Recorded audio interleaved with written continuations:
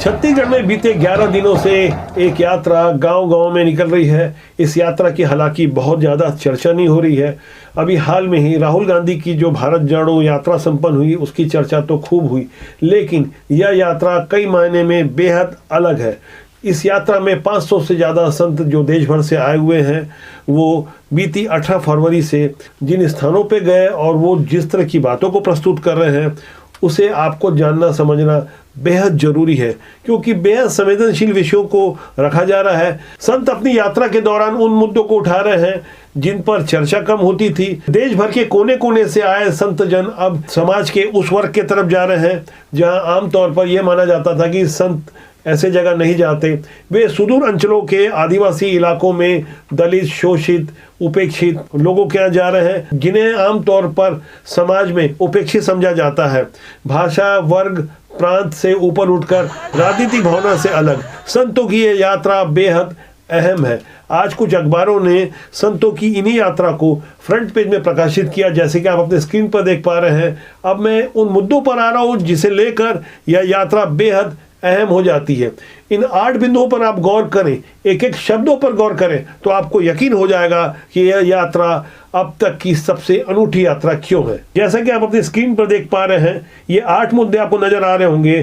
पहला मुद्दा, भारत को संवैधानिक दृष्टि से हिंदू राज्य घोषित किया जाए। दूसरा, धर्मांतरण मुक्त छत्तीसगढ़ राज्य बनाने हेतु शंखनाद किया जा रहा है इस यात्रा में। तीसरा, हिंदू समाज का साप्ताहिक एकत्रीकरण मंगलवार को ठीक 7 बजे हनुमान चालीसा के सामूहिक पाठ को होना चाहिए, जैसा उसमें लिखा है, और मोहल्ले के मंदिर अथवा देव स्थान पर करने की बात इसमें लिखी हुई है। साथ ही यह लिखा हुआ कि यदि देव स्थान नहीं पहुंच सके तो जहां है वहीं हनुमान चालीसा करें। इसके अलावा अपने घर परिवार में साप्ताहिक यानी सप्ताह में एक बार संगत एवं पंगत में भोजन और भजन करें। साथ ही लिखा हुआ है कि मोबाइल और टीवी भी बंद करके इस कार्य को करें। 5वां बिंदु है, धरती हमारी माता है, मातृभूमि तथा माता पिता एवं बड़े बुजुर्ग हमारे देवतुल्य हैं, इन्हें प्रतिदिन प्रातः काल माथा लगाकर प्रणाम करें। 6वां बिंदु है, प्रतिदिन अपने माथे में तिलक लगाकर घर से बाहर निकले, अभिवादन के लिए राम राम कहें। 7वां बिंदु है, हिंदू समाज के सभी देवी देवता शस्त्र शास्त्रधारी हैं, हम सभी भक्तगण अपने घरों में शस्त्र शास्त्र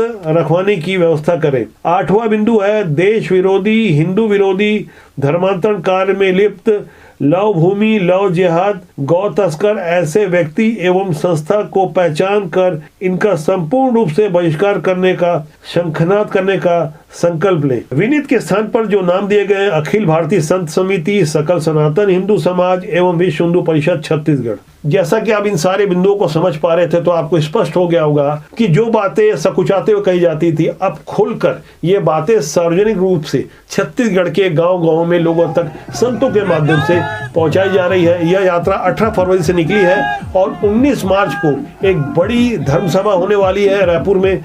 जब धर्मसभा की चर्चा होती है तो दिसंबर 2021 की भी चर्चा होती है, और रावण भाटा का वह स्थान भी याद आता है जहां संत कालीचरण ने महात्मा गांधी को लेकर कुछ बयान दिया था।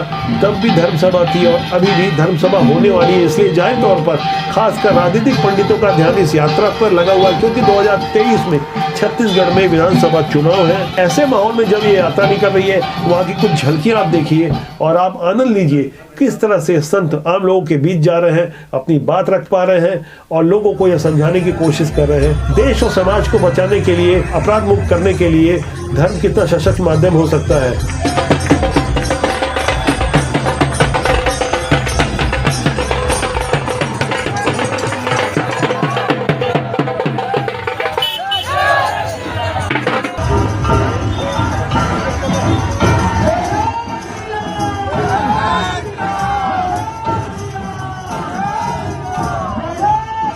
छत्तीसगढ़ के चारों दिशाओं से 4 प्रमुख स्थानों से यात्रा जो निकली है, इसके लिए तारीखें भी बहुत अहम है।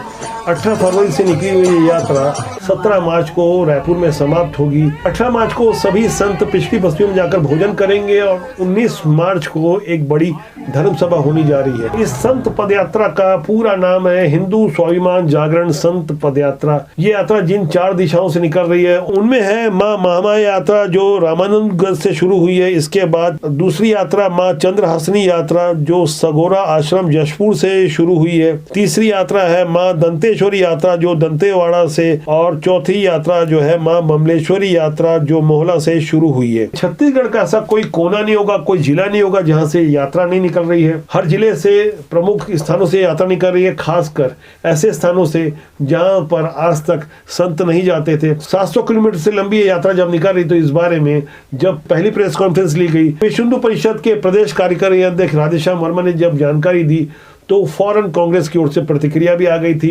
तब कांग्रेस के संचार विभाग के प्रमुख सुशील आनंद शुक्ला ने कहा था कि जो संत होगा वो आरएसएस की इस यात्रा में नहीं जाएगा। साफ तौर पर कांग्रेस ने यहाँ अपने इरादे साफ कर दिए थे।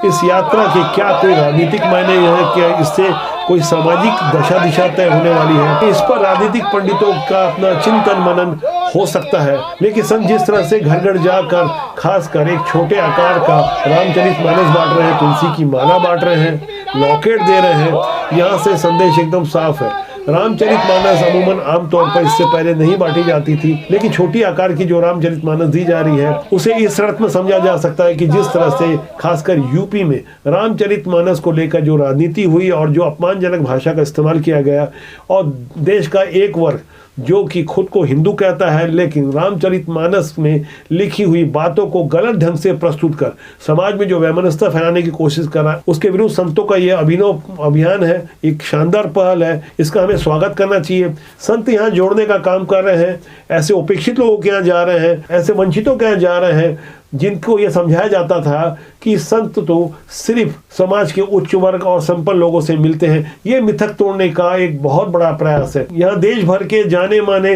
संत आ रहे हैं, जिसमें मुंबई से स्वामी चिन्मयानंद, हरिद्वार से ज्ञानेश्वरानंद महाराज, राजीव लोचन दास महाराज, स्वामी हरिहरानंदा जी, स्वामी अखिलेश्वरानंद जी, संत सर्वेश्वर दास जी, जितेंद्रानंद जी, अविचल दास जी, रायपुर के संत युधिष्ठिर लाल जैसे तमाम संत इस यात्रा में शामिल हैं। जो हिंदू स्वाभिमान जागरण यात्रा के जरिए यह संत समाज अलग अलग वर्गों में एक ही संदेश देने का प्रयास कर रहा है, जिसमें आपस में भेदभाव, जाति पाति, भाषा, पंथ, क्षेत्र और राजनीतिक अलगाव खत्म करने की बात है। इस यात्रा से इतना तो साफ है कि हिंदू राष्ट्र का जो संदेश दिया जा रहा है और जिस तरह से हिंदुत्व की बात की जा रही है, इससे राजनीतिक नजरिए से साफ तौर पर भारतीय जनता पार्टी को फायदा पहुंचेगा।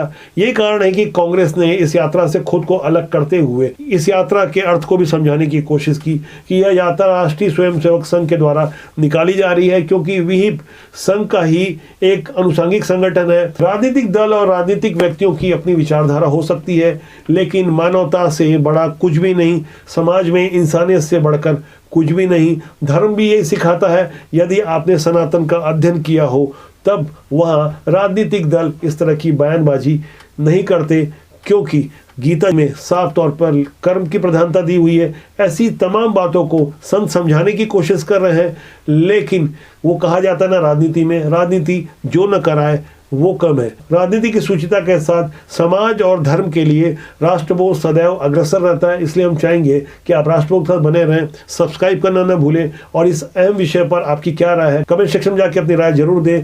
मेरी आपसे जल्द ही फिर मुलाकात होगी। नमस्कार।